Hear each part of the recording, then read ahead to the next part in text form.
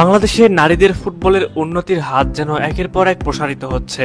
গত কয়েক বছরে নারী ফুটবলারদের সংখ্যা উল্লেখযোগ্যভাবে বৃদ্ধি পেয়েছে এবং তারা আন্তর্জাতিক মঞ্চেও বেশ ভালো পারফর্ম করে যাচ্ছে।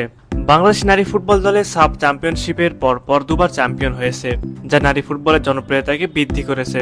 তবে বাংলাদেশের সবচেয়ে বড় সাফল্য হলো প্রথমবারের মতো এশিয়ান কাপ খেলা যোগ্যতা অর্জন করা। এশিয়ান কাপের কোয়ালিফাইং এই ম্যাচগুলোতে দারুণ পারফরমেন্স করেছেন ঋতুপর্ণা চাকমা, যার ফলস্বরূপ তিনি ডাক পেয়েছিলেন ভুটানের লিগে। তবে এবার তার চেয়েও বড় লিগে খেলার সুযোগ ঋতুর সামনে। সম্প্রতি অস্ট্রেলিয়ান লিগে খেলার প্রস্তাব পেয়েছেন বাংলাদেশি বংশোদ্ভূত নারী ফুটবল টিমের সেরা খেলোয়াড় ঋতুপর্ণা চাকমা, এমনটাই জানিয়েছেন বাহুপের সহসভাপতি। সবকিছু ঠিক থাকলে আগামী কয়েক মাসের মধ্যে অস্ট্রেলিয়া উড়াল দিবে বাংলাদেশের নারী ফুটবলের প্রাণ ভমরা ঋতু। আগামী বছরের অস্ট্রেলিয়ায় অনুষ্ঠিত হবে এশিয়ান কাপ, তার আগে ঋতুপর্ণার কাছে এমন সুযোগ সত্যি দারুণ। ঋতুপর্ণা চাকমাকে বলা হয় বাংলার মেসি। চলুন একটু পিছনে ফেরা যাক। ফিফা র্যাঙ্কিং এ বাংলাদেশের চেয়ে 73 ধাপ এগিয়ে থাকা মায়ানমার, কিন্তু তারপরও দলটিকে হারিয়ে এশিয়ান কাপ নিশ্চিত করেছে বাংলাদেশের মেয়েরা। মূলত ঋতুপর্ণা চাকমার কাছে হেরে যায় মায়ানমার, তাতে প্রশংসায় ভাসেন ঋতু।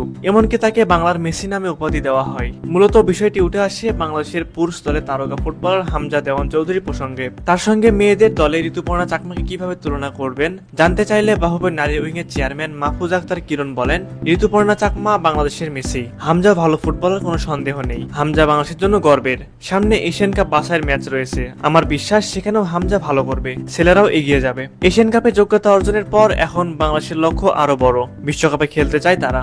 এর জন্য এশিয়ান কাপের সেরা 6 দলের মধ্যে একটি থাকতে হবে মেয়েদের। তবে সেরা 8 দলে থাকলেও সুযোগ থাকছে, সেক্ষেত্রে ইন্টারকন্টিনেন্টাল প্লে অফের বাধা পেরোতে হবে। আর এর জন্য চাই ভালো প্রস্তুতি, আর সেই প্রস্তুতি নিশ্চিত করতে খুব শিগগিরই বাহুবে প্রেসিডেন্ট তাবিদ আওয়ালের সঙ্গে আলোচনা করছেন কিরণ। সে যাই হোক, বাংলাদেশের ফুটবলের সাথে ঋতুপর্ণাও এগিয়ে যাক বহুদূর। সামনে ঋতুর সামনে সুযোগ অস্ট্রেলিয়ায় খেলার, তার এই সুযোগ কাজে লাগানো উচিত। এই জায়গায় বাহুবের সহায়তাটা খুব বেশি প্রয়োজন ঋতুর জন্য। এখন দেখার বিষয় ঋতু শেষ পর্যন্ত কি করতে পারে। সুপ্রিয় দর্শক, আপনাদের কাছে কি মনে হয়, শেষ পর্যন্ত ঋতুপর্ণাকে কি অস্ট্রেলিয়ায় দেখা যাবে? অবশ্যই সেই বিষয়ে আপনাদের মূল্যবান মতামত আমাদের কমেন্ট করে জানাবেন।